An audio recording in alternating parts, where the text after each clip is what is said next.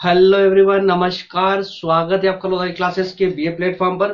दोस्तों, BA first year के अंतर्गत राजनीति विज्ञान प्रश्न पत्र सेकंड पर हमारा डिस्कस फिर से कंटिन्यू हो रहा है, जिसके अंतर्गत दोस्तों बहुत ही इंपॉर्टेंट सेशन आज से स्टार्ट होगा हमारा, जिसमें हम दोस्तों डिस्कस करेंगे भारतीय न्यायपालिका के संबंध में। तो भारतीय न्यायपालिका दोस्तों, न्यायपालिका के अंतर्गत कितने इसके पार्ट्स हैं? न्यायपालिका के अंतर्गत सर्वोच्च न्यायालय, उच्च न्यायालय, न्यायिक सक्रियता या अधीनस्थ न्यायालय, इन सब के बारे में पूरा समग्र और पूरे विस्तार पूर्वक दोस्तों इसके अंदर हम जानने का पूरा प्रयास करेंगे। बहुत ही इंपॉर्टेंट सेशन है और बहुत ही थोड़ा सा एक लंबा सेशन भी होने वाला है दोस्तों। थोड़ा लंबा सेशन ये होने वाला है, इस कारण से आप लोगों को ज्यादा परेशानी ना हो, इसी कारण से दोस्तों इसको छोटे छोटे 3 से 4 पार्टों में हम कंप्लीट करेंगे इस पूरी न्यायपालिका के इस लेक्चर को। ठीक है, तो दोस्तों सर्वोच्च न्यायालय के अंतर्गत जो जो भी हमारे कंसेप्ट होंगे, जो अलग अलग होंगे, उनको अलग अलग भाग के रूप में आपको प्रोवाइड करने का प्रयास करूंगा।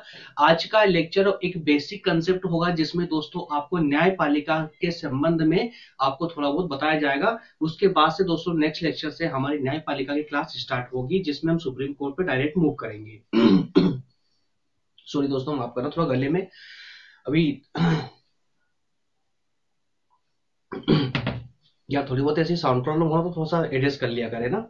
चलिए, तो सर्वोच्च न्यायालय का यूज आज का दोस्तों जो टॉपिक है हमारा, उसको हम स्टार्ट करें उससे पहले ही मैं आप लोगों को बता दूं कि आज अभी इस लेक्चर में दोस्तों एक छोटा सा लेक्चर होने वाला है। इस पूरे लेक्चर में हम सिर्फ और सिर्फ न्यायपालिका के कंसेप्ट का एक बेसिक कंसेप्ट समझेंगे, बेसिक तौर पर समझने का प्रयास करेंगे कि वाकई में न्यायपालिका होती क्या है। ठीक है, चलिए, इसमें आपको कोई नोट डाउन करने की आवश्यकता नहीं है, कुछ भी लिखने की आवश्यकता नहीं है। जितना लिखना होता है आपको, जितना याद रखना है उतना मैं, उससे ज्यादा मैं आपको पूरा समझा दूंगा। और उसके अलावा दोस्तों आपको क्लास नोट्स आपको पीडीएफ फॉर्मेट में मिल जाएंगे, जिसे आप संभाल के रख सकते हैं। इसमें कुछ भी लिखने की आवश्यकता नहीं है, इसलिए बिल्कुल निश्चिंत होकर के शांति से बैठे और सिर्फ सुने मेरी बातों को कि मैं इस पर क्या बोलना चाहता हूँ। ठीक है, तो दोस्तों जो भी हमारे फ्रेंड्स नए हैं, हमारे पहले बार हमारे सेशन को देख रहे हैं, उन सबके लिए दोस्तों हम बीए के सभी सब्जेक्टों को आपके सिलेबस के अनुसार, सभी सब्जेक्ट के सभी विषयों को, सभी सब्जेक्टों को माफ करना, सभी सब्जेक्ट को पूरे विस्तार पूर्वक पढ़ाते हैं। और सभी सब्जेक्टों पर पूरे विस्तार पूर्वक ही क्लासेस चल रही है दोस्तों। यहाँ पर शॉर्ट फॉर्म में कुछ भी नहीं है, टोटल फुल लेंथ के साथ में आपको लेक्चर यहाँ पर मिलेंगे। और इस सब के अलावा आपके डाउट क्लियर करने के लिए दोस्तों हम आपको व्हाट्सएप और टेलीग्राम जैसी फैसिलिटी भी प्रोवाइड करते हैं। टेलीग्राम पर आपको सभी क्लास नोट्स आपको वही प्रोवाइड की जाते हैं, जहां से आप डाउनलोड करके अपनी नोट्स बनाने में या एग्जाम के समय इसका रिवीजन करके पूरे सब्जेक्ट का एक ही दिन में आप आराम से पूरे सिलेबस का रिवीजन कर सकते हैं दोस्तों, इन पीडीएफ नोट्स के माध्यम से, क्लास नोट्स के माध्यम से। इस हेतु आप क्लास नोट्स टेलीग्राम ग्रुप से डाउनलोड कर सकते हैं। और इन सब के अलावा जो है आपको दोस्तों हमारे डेली क्लासेस की लिंक भी आपको टेलीग्राम ग्रुप पर ही प्रोवाइड होती है। ठीक है, तो चलिए दोस्तों इसी के साथ बढ़ते हैं अपने सेशन में। और जिन दोस्तों को भी हमारे लेक्चर ढूंढने में प्रॉब्लम आती है, वो प्लेलिस्ट में जाकर सभी लेक्चरों को सर्च कर सकते हैं। ठीक है दोस्तों, व्हाट्सएप नंबर आपको डिस्प्ले हो रहे हैं, यहाँ से ले सकते हैं। और टेलीग्राम पर लोधाजी क्लासेस नाम से टेलीग्राम ग्रुप है, जिसे आप ज्वाइन कर लेंगे तो करते ही आपको दोस्तों वहां पर डेली क्लासेस अपडेट मिलती रहेगी। अर्थात ये कि आप बीए फर्स्ट ईयर से लेकर थर्ड ईयर तक आप हमारे साथ कंटिन्यूसली जुड़ जाओगे। ठीक है, चलिए शुरू करते हैं अपना आज का सेशन दोस्तों। आज का सेशन कंप्लीट, ये हमारी जो आपको दिख रहा दोस्तों यूनिट 5 पर हम मूव कर चुके हैं। यूनिट 4 तक हमारा पूरा कंप्लीट हो चुका है अभी तक। पॉलिटिकल साइंस का प्रश्न पत्र सेकंड 4 यूनिट हमारी कंप्लीट हो चुकी है, ये लास्ट यूनिट चल रही है। इस यूनिट के अंतर्गत दोस्तों हमें 3 बातों को पढ़ना है, सर्वोच्च न्यायालय, उच्च न्यायालय और न्यायिक सक्रियता के बारे में। ठीक है, तो सर्वोच्च न्यायालय से ही हमारी शुरुआत होगी, न्यायपालिका के अंतर्गत सर्वोच्च न्यायालय से ही हमारी शुरुआत होगी। ठीक है, तो दोस्तों हमारे इस पूरे लेक्चर का मतलब है कि पूरा जितना समग्र पूरा सर्वोच्च न्यायालय पर जो लेक्चर होने वाला है 2 या 3 पार्टों में, उस सबका पूरा दोस्तों एक सारांश क्या है हमारा, एक पूरी व्याख्या का एक सारांश क्या है, हम क्या क्या इसके अंतर्गत पढ़ेंगे। तो इसे 3 टॉपिकों के 3 पॉइंटों के माध्यम से समझेंगे। और ये तीनों पॉइंट अपने आप में काफी विस्तार रखते हैं, काफी अपने आप में काफी ज्यादा व्यापक है। इसमें पहला पॉइंट है दोस्तों, सबसे पहले हम इसके अंतर्गत देखेंगे, सर्वोच्च न्यायालय की रचना और संगठन। जो सुप्रीम कोर्ट है हमारा, जो हमारा सुप्रीम कोर्ट है उसका गठन कैसे हुआ, उसकी रचना कैसे हुई। ठीक है, इसके बाद देखेंगे दोस्तों सुप्रीम कोर्ट की शक्तियों के बारे में, सर्वोच्च न्यायालय की शक्तियों के बारे में, और फिर देखेंगे इसकी महत्व और विशेषताओं पर भी हम एक समग्र चर्चा करेंगे। तो इस प्रकार से इन तीनों पॉइंटों के माध्यम से हमारा ये पूरा कंसेप्ट क्लियर होगा, पूरा लेक्चर या पूरा टॉपिक कंप्लीट होगा। ठीक है, चलिए दोस्तों इसी के साथ में बिल्कुल माइंड से फ्री होकर के, और बिल्कुल एक फ्री क्लासेस होने वाली ही, एकदम फ्री हैंड क्लास होने वाली है, इसको बिल्कुल फ्री होकर के बैठ जाइए और सिर्फ समझते चलिए दोस्तों। क्योंकि हालांकि जो मैं अभी आपको पढ़ाने वाला हूं ये मैंने कई दफा कई बार पढ़ाया है, फर्स्ट ईयर के लेक्चर में पढ़ाया दोस्तों, सेकंड ईयर में तो बहुत ज्यादा कई बार इस चीज को रिपीट कर चुका हूं मैं, लेकिन चूंकि आप फर्स्ट ईयर के स्टूडेंट हैं और पहली बार आपके सिलेबस में ये टॉपिक आया है न्यायपालिका वाला, इसलिए मैं बहुत अच्छे से इसको एक्सप्लेन करूंगा। बस इसको समझ लीजिए, अगर आपने समझ लिया दोस्तों तो न्यायपालिका में सुप्रीम कोर्ट या हाई कोर्ट या न्यायिक सक्रियता अधीनस्थ न्यायालय जितने भी न्यायालय होते हैं किसी को समझने में कोई प्रॉब्लम नहीं आएगी आपको, और कभी भी आपका कार्यपालिका, न्यायपालिका या विधायिका ये सब कंसेप्ट जो है मिक्स नहीं होंगे। ठीक है, चलिए तो दोस्तों आ जाइए मेरे साथ में और बहुत अच्छे से पूरा दिमाग को खोलकर समझते चलिए। दोस्तों सबसे पहली बात हम बात करेंगे शासन व्यवस्था की, पूरी शासन व्यवस्था की। जिस प्रकार से आप सभी जानते हैं कि हमारी जो शासन व्यवस्था है, हम सिर्फ हमारी बात करेंगे, हम अपने देश की बात करेंगे, ठीक है, हम अपने प्यारे भारत की बात करेंगे। जब हम बात करते हैं भारत की शासन व्यवस्था की, तो दोस्तों भारत की शासन व्यवस्था के अंतर्गत आप अच्छी तरह जानते हैं कि कहीं ना कहीं आपने नाम सुना है न्यायपालिका का, है ना। चलिए मैं ये मान के चलता हूं कि आपको कुछ भी नहीं पता न्यायपालिका के बारे में, कुछ भी नहीं पता कार्यपालिका के बारे में, कुछ नहीं जानते आप विधायिका के बारे में, अर्थात शासन व्यवस्था के बारे में कुछ भी नहीं जानते। तो अब इसकी शुरुआत हम अब करने जा रहे हैं, अब जान पहचान इससे बढ़ाने जा रहे हैं। ठीक है, तो जैसा कि दोस्तों शासन व्यवस्था के अंतर्गत अब एक एक पॉइंट पर आप ध्यान देंगे। शासन व्यवस्था, जो पूरी शासन व्यवस्था होती है दोस्तों, उस पूरी शासन व्यवस्था के 3 अंग होते हैं। एक होती है हमारी न्यायपालिका, एक होती है विधायिका, और एक होती है दोस्तों अपनी कार्यपालिका। ठीक है, तो इस प्रकार से ये शासन के 3 अंग होते हैं, और इन तीनों अंगों का अपना एक विशेष महत्व है, और तीनों अंगों के अपने विशेष अपने अपने अधिकार है और कर्तव्य है। अर्थात ये कि शासन व्यवस्था के अंतर्गत इन तीनों अंगों का अपना अपना महत्व है। ठीक है, कोई किसी से कम नहीं है और कोई किसी से ज्यादा भी नहीं है, लेकिन हाँ अगर इन सबसे ज्यादा कुछ है तो वो संविधान है। ठीक है, तो यहाँ संविधान पर हम बात नहीं करेंगे, क्योंकि संविधान तो सबसे बड़ा है, अगर कुछ भी है देश में सबसे बड़ा कुछ है तो वो संविधान है। ठीक है, संविधान के अंतर्गत ही पूरी शासन व्यवस्था संचालित होती है। चलिए वो एक अलग बात है, वो एक अलग कंसेप्ट है, हम उस पर अभी चर्चा नहीं करेंगे। अभी सिर्फ हम बात करेंगे शासन के प्रमुख 3 अंगों के बारे में। दोस्तों अब समझिए खाली, हाँ हालांकि हम टॉपिक से हटके बात कर रहे हैं, हमें सिर्फ न्यायपालिका पढ़ना, लेकिन अभी दोस्तों उसकी शुरुआत करने से पहले मैं चाहता हूं कि आप न्यायपालिका का विकास समझे, न्यायपालिका है क्या, है ना, उसको समग्र रूप समझना सीखे आप लोग। तो उसी पर हम चर्चा कर रहे हैं। तो दोस्तों देखिए, शासन व्यवस्था के, किसी भी देश की शासन व्यवस्था के 3 अंग होते हैं। एक होती है विधायिका, एक होती है कार्यपालिका, और एक होती है न्यायपालिका। ठीक है, अब तीनों के अलग अलग काम होते हैं, तीनों के अलग अलग काम होते हैं। पहले तो मैं इनसे आपका एक व्यवहारिक रूबरू करवा देता हूं, व्यवहारिक रूप से परिचय करवा देता हूं। देखिए दोस्तों, विधायिका जो होती है, विधायिका एक नॉर्मली हम कह देते हैं संसद को। ठीक है, संसद के अंदर जो लोकसभा राज्यसभा होती है उसको हम विधायिका कह देते हैं। क्यों कह देते हैं? क्योंकि दोस्तों विधायिका के अंतर्गत जो है कानूनों का निर्माण किया जाता है। जो कानून बनते हैं, जो अधिनियम बनकर हमारे लिए आते हैं देश में शासन व्यवस्था के संचालन के लिए, उनका निर्माण कहाँ होता है? तो दोस्तों लोकसभा, राज्यसभा और राष्ट्रपति, इन तीनों के माध्यम से होता है। और ये तीनों क्या है दोस्तों? तो संसद के ही अंग है, तो इसलिए हम समग्र रूप से उसको संसद कह देते हैं। तो विधायिका क्या हो गई? संसद हो जाती है। ठीक है, इसके अलावा अब दोस्तों संसद ने तो कानून का निर्माण करके रख दिया, एक फाइल, इस प्रकार से एक फाइल बना करके और रख दी कि साहब ये कानून है। कहां पर रख दिया? संसद के टेबल पर रख दिया। ठीक है, अब क्या होगा भाई? कार्यपालिका का कोई सदस्य आएगा, उसको उठाकर ले जाएगा, और वो कार्यपालिका ही वो अंग है शासन का जो कानून बना था उस कानून को देश में संचालित करता है। ठीक है, उसको लागू करेगा, देश में लागू करेगा, और नजर रखेगा कि कौन इस नियम का पालन कर रहा है या नहीं कर रहा है। अगर कोई नहीं कर रहा है तो उसको दंडित करने का कार्य करेगा। ठीक है, उसको पकड़ के वो न्यायालय में पेश करेगा, अर्थात न्यायपालिका के पास लेके जाएगा और न्यायपालिका से आग्रह करेगा कि साहब इसने जो है हमारी संसद ने ये फलाना कानून बना कर दिया था, इसका पालन इस व्यक्ति ने नहीं किया, इस कारण से हम इसको अरेस्ट करके लाए हैं और आपके पास लाए हैं, अब आप जो भी दंड देंगे वो हम सबको स्वीकार होगा। ठीक है ना। तो इस प्रकार से ये तीनों अंग एक दूसरे से जुड़े हुए होते हैं। तो अब तक आप विधायिका जो कानून का निर्माण करती है और एक कार्यपालिका जो कानून का संचालन करती है, इन दोनों के बारे में अच्छे से समझ चुके हैं। ठीक है, तो ये दो कार्य तो हो गए भाई, आपके लिए कानून भी बन गया और वो देश में आ भी गया, संचालित भी हो रहा है। ठीक है, चलो बहुत अच्छी बात है।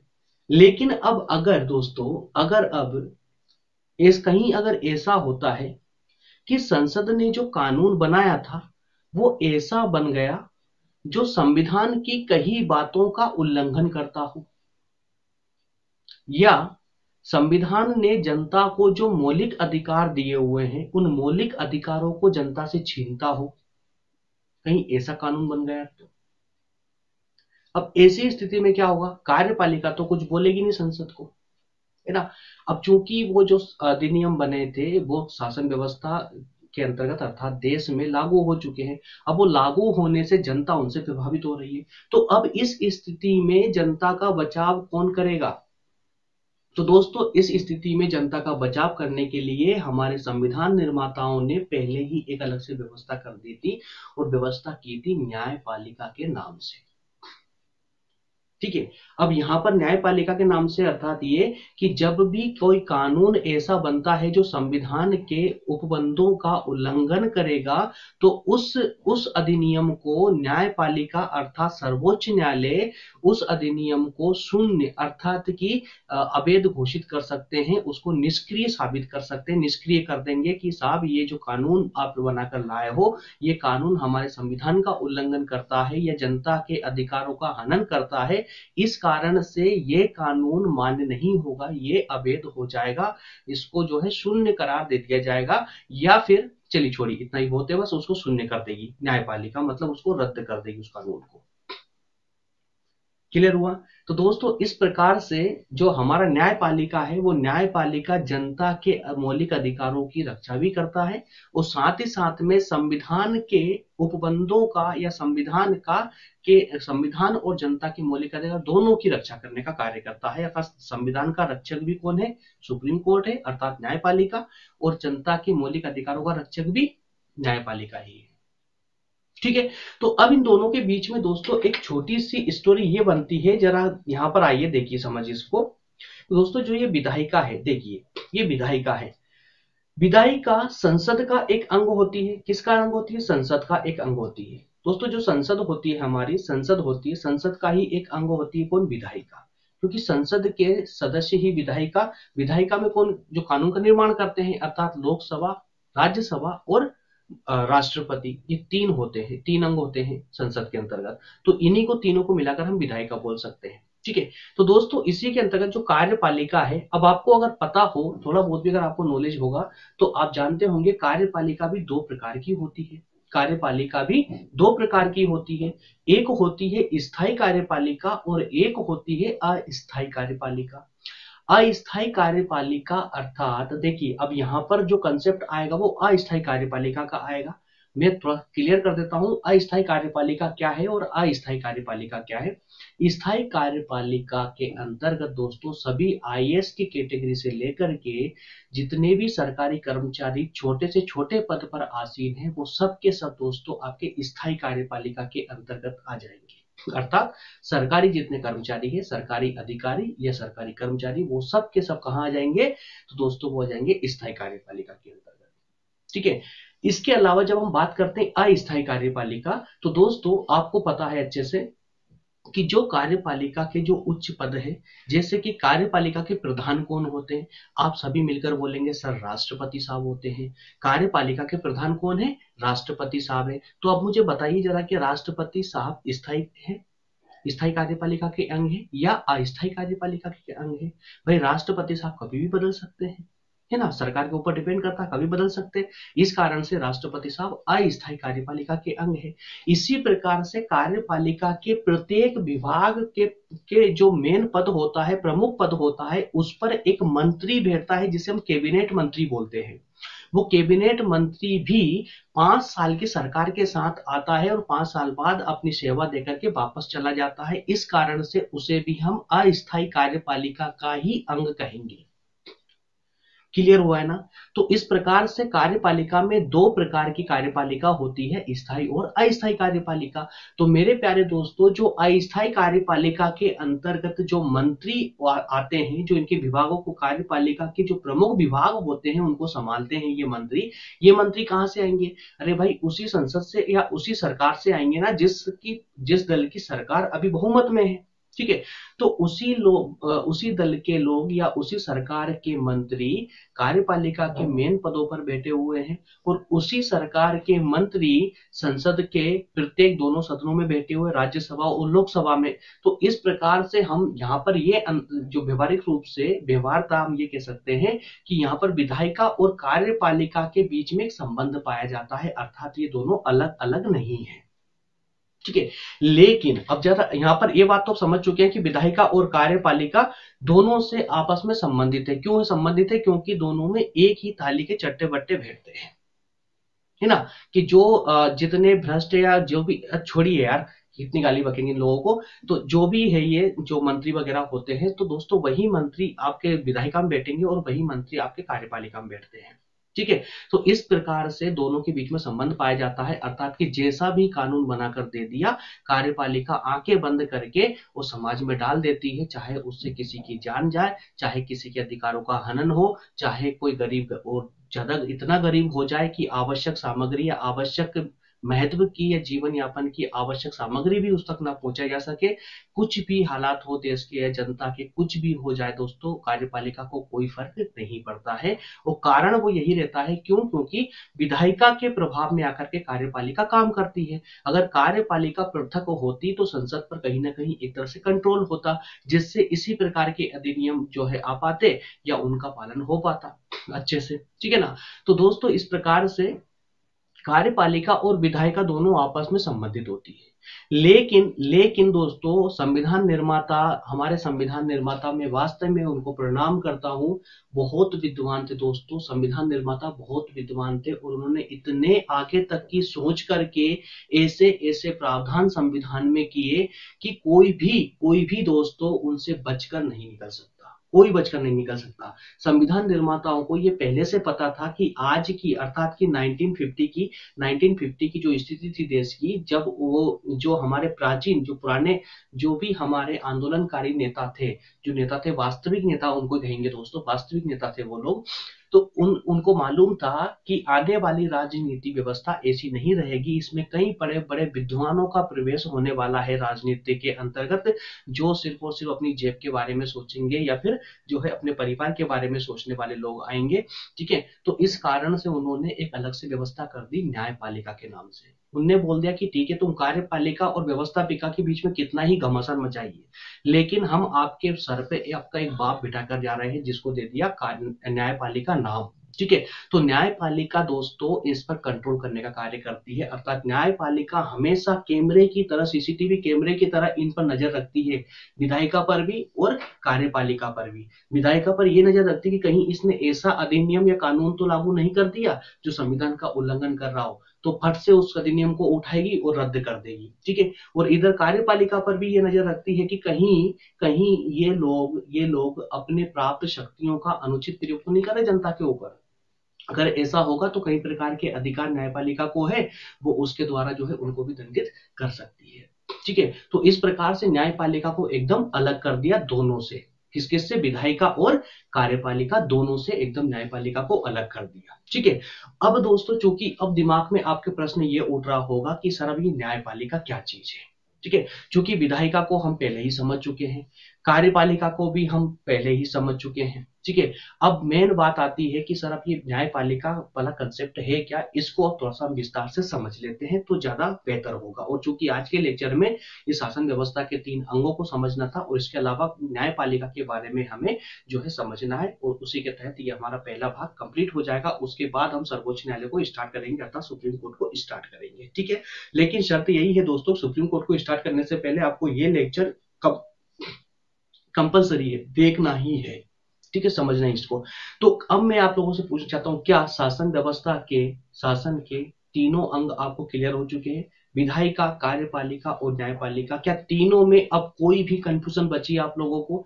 अगर बची हो तो भी कमेंट करा, और नहीं बची है तो भी कमेंट करके मुझे आप लोग जरूर बताएंगे। आप लोग क्या कमेंट पता नहीं क्यों नहीं आती है ना, देख रहे हो, देखते हुए आप कमेंट, हालांकि कमेंट से सब कुछ होता नहीं है, लेकिन मुझे सिर्फ इतना पता चल जाता है कि भाई मैं जो आपको पढ़ा रहा हूँ, जो दे रहा हूँ आपको, ना मैं अपना टाइम बर्बाद कर रहा हूँ, ना आप लोगों का टाइम बर्बाद कर रहा हूँ, क्योंकि मेरा मकसद यहाँ पर आकर कोई टाइम बर्बाद करना नहीं है दोस्तों। मैं जानता हूँ आप लोगों के पास भी टाइम नहीं है और मेरे पास भी टाइम नहीं है यार, है ना। तो मैं वही देना चाहता हूँ जिसकी वास्तविक रूप से आपको आवश्यकता है। इसलिए मैं आप लोगों से कमेंट की कहता हूँ, कमेंट करके निरंतर आप मुझे बताते रहें कि सर हाँ हमारे लिए उचित है, ये हमें समझ आ रहा है या नहीं आ रहा है। जैसा भी हो आप मुझे बताते रहे तो मुझे ज्यादा बेहतर, मेरे लिए ज्यादा बेहतर होगा, ताकि मैं आपको जो दे रहा हूँ कंसेप्ट निकाल निकाल कर, वो और उनमें और शुद्धता आती चली जाएगी, ठीक है। चलिए, तो मैं अब दोस्तों ये मानकर चल रहा हूं, चूंकि मैं लाइव नहीं हूं इसलिए मुझे आपके कमेंटों का पता नहीं चलेगा, ठीक है। तो मैं अब ये मानकर चल रहा हूं कि शासन व्यवस्था के तीनों अंग के कंसेप्ट पूरे माइंड में पूरी तरह क्लियर हो चुके हैं आपके, ठीक है। तो दोस्तों अब हम बात करेंगे न्यायपालिका पर, ठीक है। तो न्यायपालिका को जरा अब हम समझने का प्रयास करेंगे कि यह न्यायपालिका है क्या, ठीक है। न्यायपालिका क्या है? तो दोस्तों न्यायपालिका, अब इसमें न्यायपालिका में जैसा हमने अभी देखा था कि यार ये कार्यपालिका 2 प्रकार की होती थी, ठीक है। तो अब चलिए उसको हटाइए साइड में, अब हम बात कर रहे हैं सिर्फ न्यायपालिका पर। तो न्यायपालिका के अंतर्गत क्या होगा इसमें दोस्तों? न्यायपालिका भी 2 प्रकार की होती है, न्यायपालिका भी 2 प्रकार की होती है। देखिए, न्यायपालिका अपने आप में एक अलग कंसेप्ट है ना। और जब हम किसी न्यायालय की बात करेंगे तो दोस्तों न्यायालय, प्रत्येक न्यायालय या न्यायालय के अधीनस्थ कोई भी न्यायिक कर्मचारी, चाहे वो जज हो, चाहे वो एडवोकेट हो, चाहे न्यायालय में कार्य करने वाला कोई मुंशी ही क्यों ना हो, प्रत्येक न्यायिक क्षेत्र से जुड़ा हुआ व्यक्ति न्यायपालिका का ही अंग कहलाता है। अब आपको क्लियर होना चाहिए, ठीक है ना। अब हम बात करेंगे कि न्यायपालिका दोस्तों 2 प्रकार की न्यायपालिका होती है। न्यायपालिका 2 प्रकार की होती है, एक होती है एकीकृत न्यायपालिका और एक होती है दोहरी न्यायपालिका। कैसी होती है? एक होती है एकीकृत न्यायपालिका और एक होती है दोहरी न्यायपालिका। अब पहले इनका व्यवहारिक रूप आप समझ ले, उसके बाद ही मैं ये स्लाइड ओपन करूंगा और फिर उसके बाद दिखाऊंगा आप लोगों को इसके बेसिक कंसेप्ट, ठीक है। दोस्तों न्यायपालिका में हम एक एक करके इसको क्लियर करते हैं, जब समझने का प्रयास करना। एकदम सिंपल कंसेप्ट है, कुछ भी लेंदी नहीं है, लेकिन अगर आपने नहीं पढ़ा है तो आपको ये प्रॉब्लम दे सकता है। तो मैं चाहता हूं कि आप इसको बेसिक और बिल्कुल व्यवहारिक रूप से, जितना व्यवहारिक से व्यवहारिक, जितना आसान से आसान हो सके उतने आसान तरीके से समझने का प्रयास करें आप लोग। देखिए, एकीकृत न्यायपालिका और एक होती है दोहरी न्यायपालिका। तो पहले आप एकीकृत न्यायपालिका को समझेंगे व्यवहारिक रूप से ना, इसमें कोई डाटा नहीं डालूंगा मैं, कुछ भी ज्यादा बर्डन, बिना बर्डन डाले मैं आप लोगों को एकदम क्लियर करना चाहता हूँ, ठीक है। बाकी जितना फैक्चुअल है वो आपको स्लाइड के अंदर दिख जाएगा, जैसे मैं स्लाइड ओपन करूंगा तो आपको एक एक डाटा स्पष्ट दिखेगा, ठीक है। पहले आप इसको व्यवहारिक रूप से समझते चलिए। एकीकृत न्यायपालिका, अब ये एकीकृत न्यायपालिका दोस्तों क्या होती है जरा समझना। जैसे जैसे हम एग्जांपल लेते हैं, जैसे दोस्तों हमारे, अगर हम भारत की बात करें, समझना बात को, अगर हम जैसे कि हम भारत की बात करें दोस्तों, तो भारत में संविधान कितने हैं? अब आप लोग बोलेंगे एक ही संविधान है, ठीक है जी साहब, बिल्कुल एक ही संविधान है ना। तो पूरा देश जो चलता है किसके नियमों का पालन करता है? संविधान के नियमों का पालन करता है, ठीक है साहब। अब ये भी मान ली मैंने। अब मुझे जरा ये बताइए क्या क्या दोस्तों प्रत्येक चीज सिर्फ संविधान ओनली सिर्फ संविधान के अनुसार ही चलती है? क्या 395 अर्थात 395 आर्टिकल्स में इतना ज्यादा विवरण कर दे दिया गया है कि आपका प्रत्येक कार्य संविधान के अनुसार हो जाएगा? या फिर संविधान में कुछ ऐसी व्यवस्थाएं कर दी गई है कि इससे संबंधित कार्य करने या इससे संबंधित आदेश देने का अधिकार फलानी संस्था को होगा? जैसे और अच्छे से एक्सप्लेन करके बताता हूं मैं आप लोगों को। जैसे कि हमारी पूरी शासन व्यवस्था दोस्तों संविधान के अंतर्गत चलती है, संविधान के अनुसार चलती है। ठीक है, हमारे शासन का प्रत्येक अंग, चाहे वो कोई भी हो, चाहे वो जनता हो या कोई भी हो, सबके सभी संविधान के आदर्शों का पालन करती है, संविधान के आर्टिकल्स का पालन करती है। दोस्तों अब देखिए पूरा देश संविधान के अनुसार चल रहा है। ठीक है, जितनी भी व्यवस्थाएं सबके सब संविधान के अनुसार चल रही है। लेकिन जब हम बात करते हैं किसी न्यायालय की, तो भाई न्यायालय के अंतर्गत जब न्यायालय में एक सीआरपीसी का भी आपने नाम सुना हो, सीआरपीसी, आईपीसी, सीपीसी। जैसे कि आईपीसी एक सब्जेक्ट होता है दोस्तों, आईपीसी एक सब्जेक्ट होता है जिसके अनुसार ये तय किया जाता है कि फलाने इस जुर्म पर कितनी सजा इस व्यक्ति को दी जाएगी।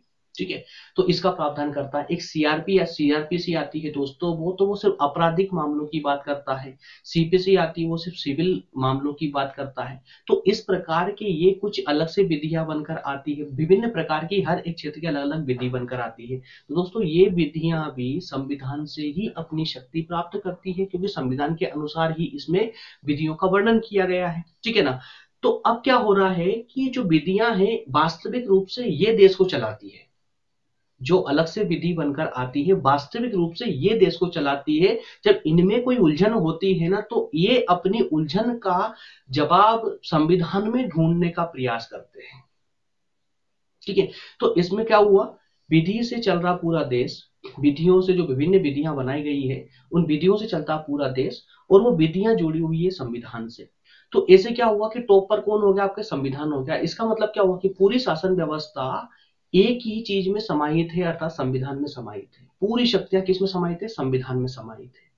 ठीक है, तो ये शासन व्यवस्था कैसी हो जाएगी दोस्तों, आपकी एकीकृत शासन व्यवस्था हो जाएगी। कैसी हो जाएगी, एकीकृत शासन व्यवस्था, अर्थात कि सारी शक्तियां जब किसी एक ही केंद्र बिंदु में निहित हो, तो उस शासन व्यवस्था को हम एकीकृत शासन व्यवस्था कहेंगे। अभी हम न्यायपालिका की बात नहीं कर रहे, शासन व्यवस्था की बात कर रहे हैं। तो वो एकीकृत न्यायपालिका शासन व्यवस्था हो जाएगी। ठीक है, इसके विपरीत में दोस्तों अब हम चलते हैं थोड़ी देर के लिए अमेरिका। ऐसे नहीं, डोंट वरी, ख्यालों में ही चले जाइए आप। अब अमेरिका चलते हैं और अमेरिका का सोचिए दोस्तों। अमेरिका में जितने राज्य है, देखिए अमेरिका में केंद्र का संविधान अलग है और राज्यों के संविधान अलग है। प्रत्येक राज्य का अपना स्वयं का एक संविधान है। ठीक है, तो केंद्र अपने संविधान के अनुसार चलता है और वहां के प्रत्येक राज्य अपने अपने संविधान के अनुसार अपनी शासन व्यवस्था को संचालित करते हैं। ठीक है, तो वहां पर क्या हुआ, तो दोस्तों वहां पर क्या उस शासन व्यवस्था को भी हम एकीकृत शासन व्यवस्था कहेंगे?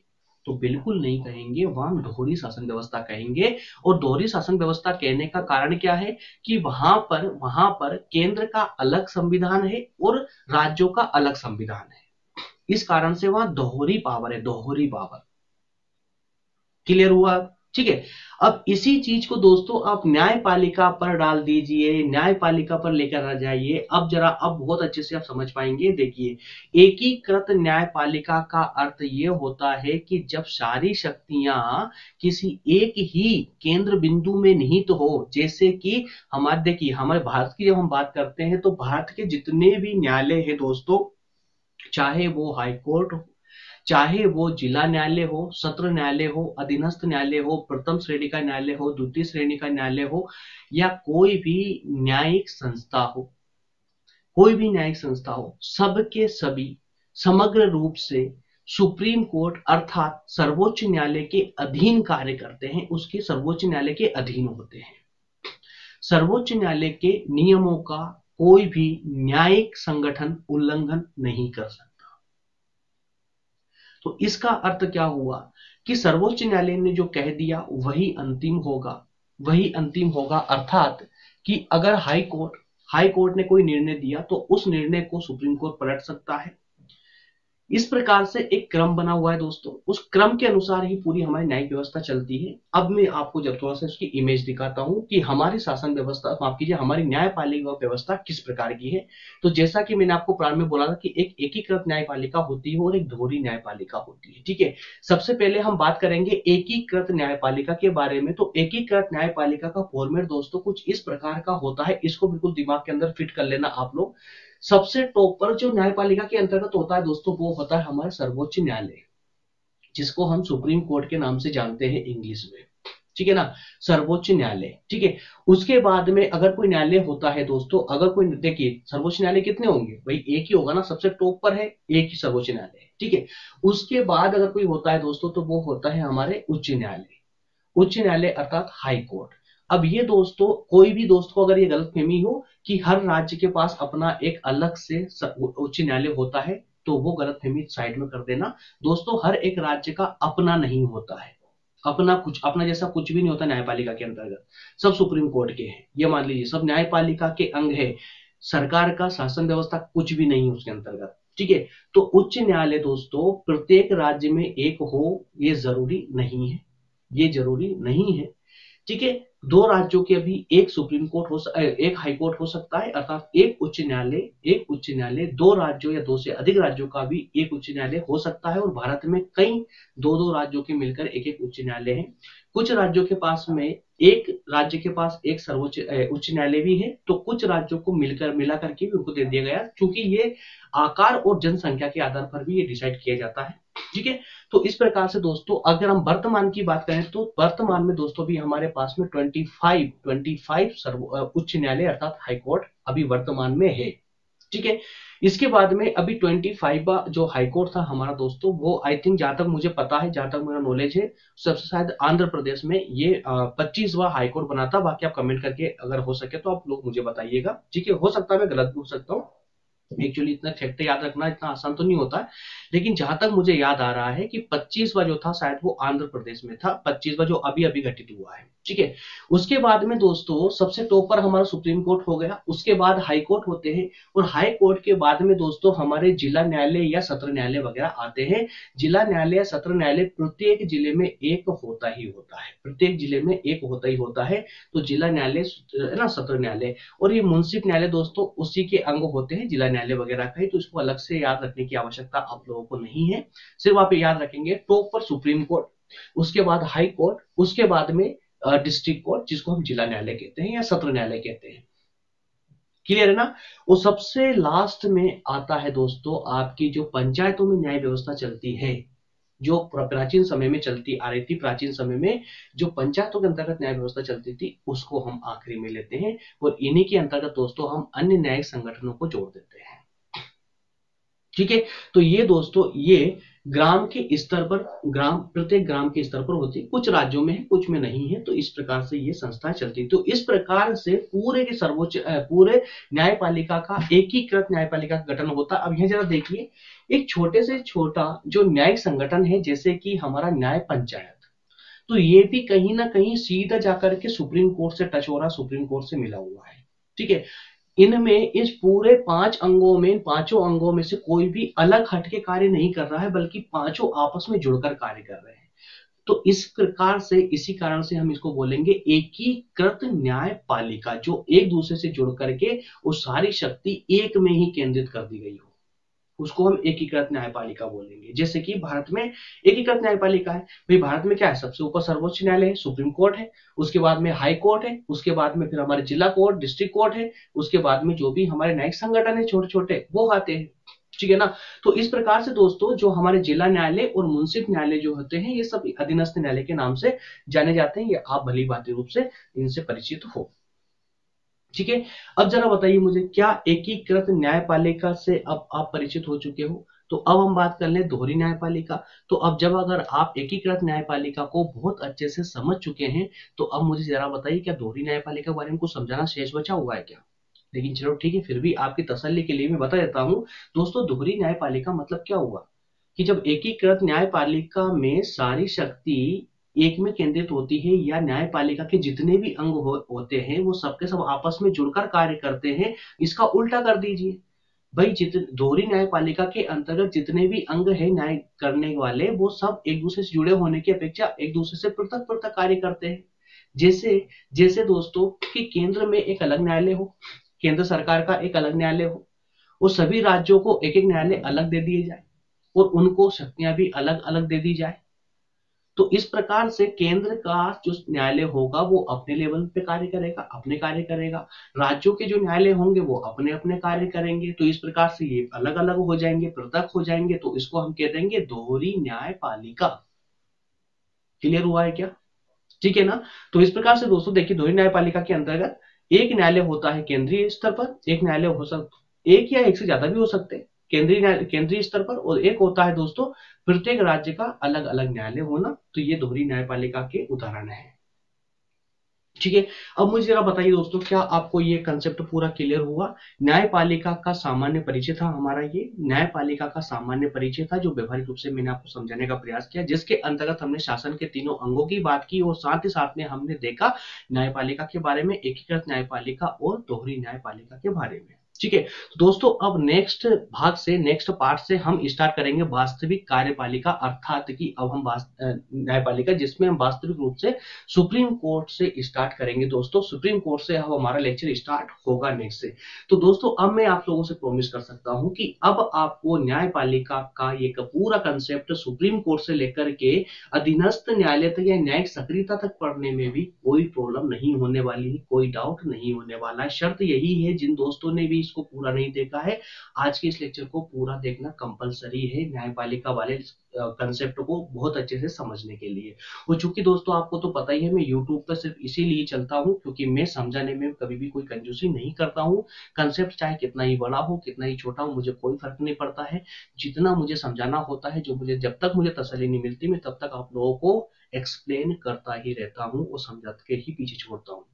चाहे कोई सा भी टॉपिक हो, कितना भी डिफिकल्ट होगा, उसको भी मेरी आदत है आसान बनाकर आपके सामने प्रस्तुत करने की।